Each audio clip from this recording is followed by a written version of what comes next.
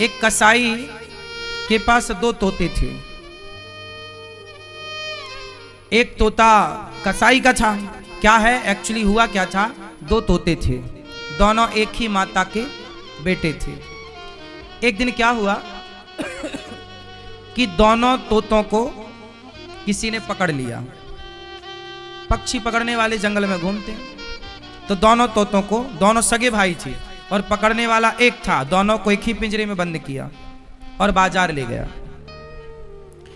तो एक तोते को एक कसाई ने खरीद लिया और दूसरे तोते को एक संत जी को दया आई कि ये पिंजरे में बंद है, मेरी कुटिया में जाएगा तो राम राम सुनेगा, इसका भी कल्याण होगा। तो एक साधु के कुटिया पे रहता, एक कसाई के घर पे। कसाई मारता, पकड़ो मारो काटो, तो तोता भी सीख गया, पकड़ो मारो काटो। और साधु सवेरे जागे, बोले तोता बोलो राम, पक्षी बोलो सीताराम, तो तोता भी सीताराम सीताराम बोले।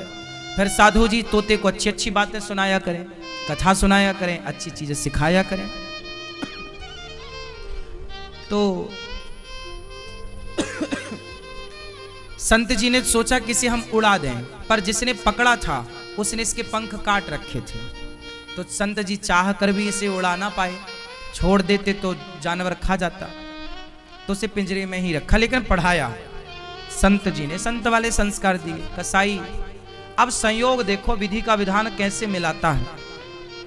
संत जी की आयु हो गई पूरी, तो संत जी जाते जाते रास्ते से गुजरने वाले एक आदमी को बुलाया, अरे भैया ये हमारा तोता है, बहुत बढ़िया बोलता है, तुम इसकी सेवा करना, इसको खाना पीना देना, ये सीताराम सीताराम बोलता है, तुम्हारा भी कल्याण होगा इस तोते से, ले जाओ।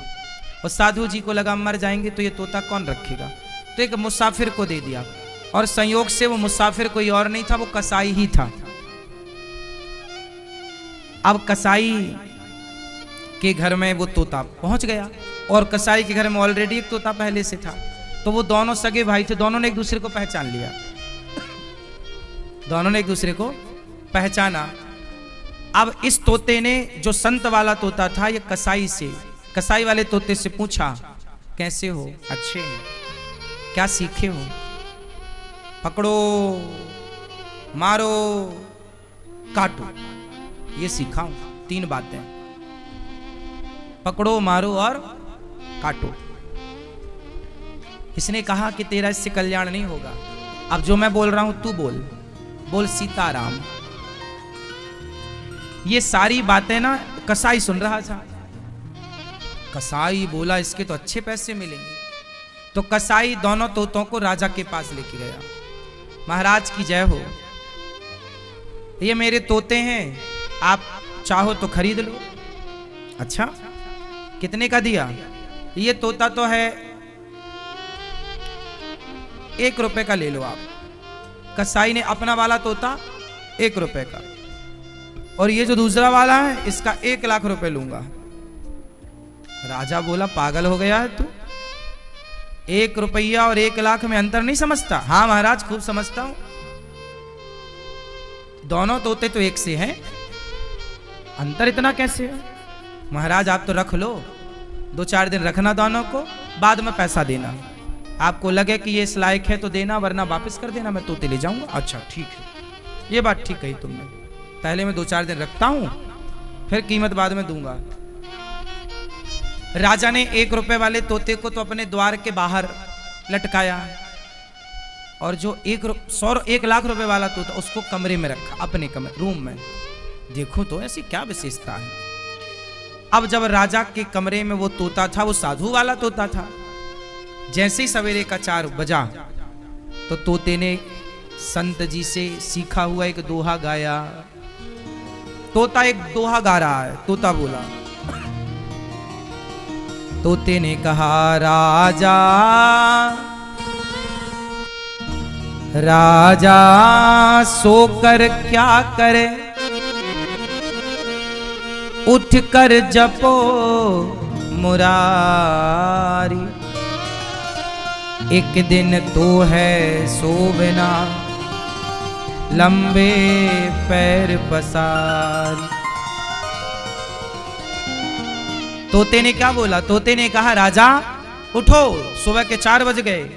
राजा सोकर, अब क्या सो रहा है ये, जागने, उठ और उठकर जपो मुरारी, श्री कृष्ण गोविंद हरे मुरारी जपो जपो।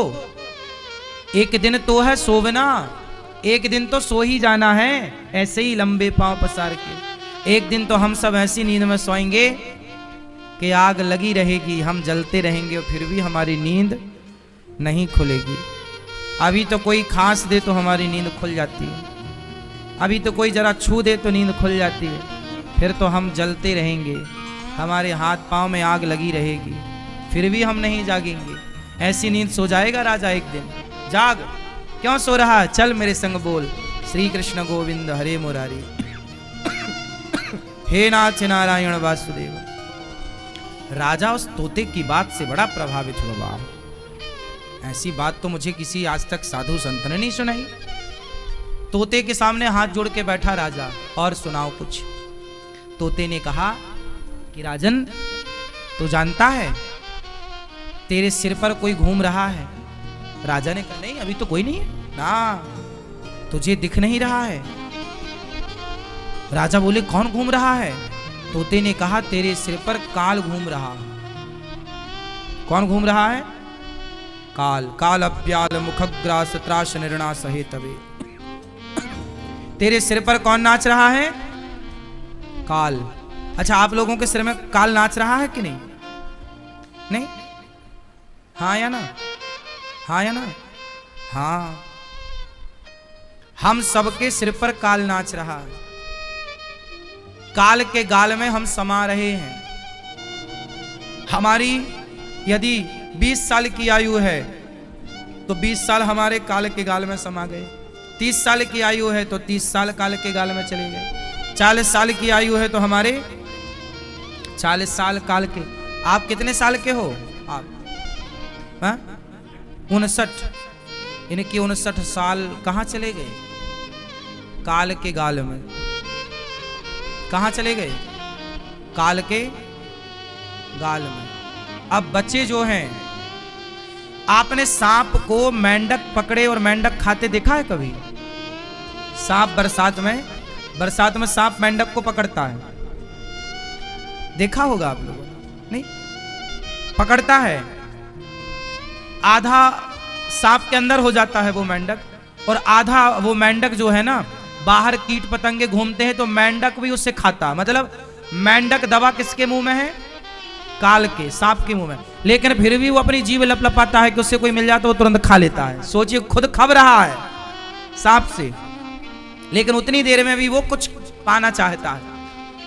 कौन समझाए कि अब तो दवाई है? ऐसी हम लोग, ये सांप कौन है? काल। काल अव्याल मुखग्रास। हम काल के मुख में दबे हुए हैं। निगल रहा है काल रूपी सांप। आधा तो निगल भी चुका। जब आप छोटे थे तो आपके गाल फूले फूले थे, अब ऐसे हो रहे हैं, तो निगल ही तो रहा है। बोलो हाँ, तो निगल रहा है काल। आधा निगल चुका है, या 25% निगल चुका है, या 50 या 75, जो बचा है अब वो भी निगल रहा। लेकिन आप भी अभी अपनी जीभ लपलपा रहे हो यहाँ वहां, कि अभी भी आप यहाँ वहां ताक झांक कर रहे हो। अभी भी आपका मन भोगों में, संसार के सुख में लगा हुआ है। जबकि आपको चाहिए क्या कि काल के मुख में दबे हैं तो अब सबसे मन हटा के उस परमात्मा को याद करने जाते जाते। तो वो तोता ने जब ये बात समझाई कि तेरे सिर पर काल मंडरा रहा है राजन, तो भगवान की शरण में क्यों नहीं जाता? उस तोते ने आंख खोल दी। राजा को लगा ये तोता तो 1 लाख में भी सस्ता है, ये तो करोड़ों का है, बातें अच्छी करता है, अच्छा काम कर रहा है। अब राजा सोचा चलो उससे मिलूं जो 1 रुपया का है। जैसे ही दरवाजा खोला और उसने देखा कोई आ रहा है, जोर से आवाज, अरे पकड़ो, मारो, काटो। राजा को देखते अब राजा भागा, पकड़ लेगा, कहीं पकड़ ना ले। अब समझ गए राजा के 1 रुपया के लायक भी नहीं है, ये तो फ्री में महंगा है। अब आप बताओ कि आपकी कीमत कहां से तय होती है? तोता दोनों एक ही माँ के थे, दोनों का रूप रंग एक सा था, लेकिन दोनों की कीमत इतनी अंतर में है ना, 1 रुपए। और क्यों? कीमत कहां से घटती है और कहां से बढ़ती है, बताओ बोलो। उस तोते को संत की संगति मिल गई तो उसकी कीमत बढ़ गई, और इसे कसाई का कुसंग मिला तो कीमत खत्म हो गई। आपके जीवन में जितना बढ़िया संग मिलेगा आपकी कीमत उतनी अधिक होगी, और जितना घटिया संग मिलेगा, कुसंग में यदि पड़े तो आप 2 कौड़ी के हैं, और सत्संग से जुड़े तो आपकी करोड़ों की कीमत है।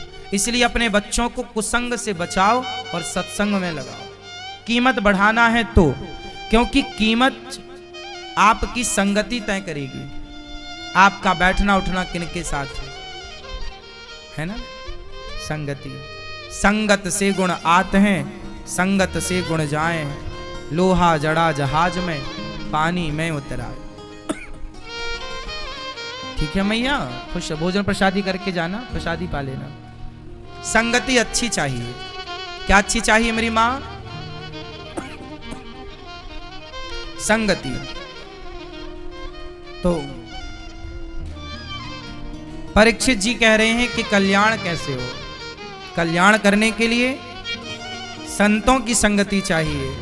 राजा परीक्षित सुखदेव भगवान की शरण में आए तो सुखदेव भगवान ने कहा, तस्मात् भारत सर्वात्मा भगवान ईश्वरो हरिः श्रोतव्यः कीर्तितव्यश्च स्मर्तव्यश्चेच्छिता भयम्।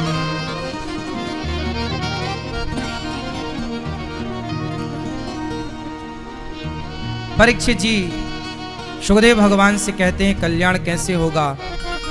सुखदेव भगवान बोले चिंता ना करो, राजा खटवांग का 2 घड़ी में कल्याण हो गया था, तुम्हारे पास तो 7 दिन है। 7 दिन बहुत है कल्याण के लिए।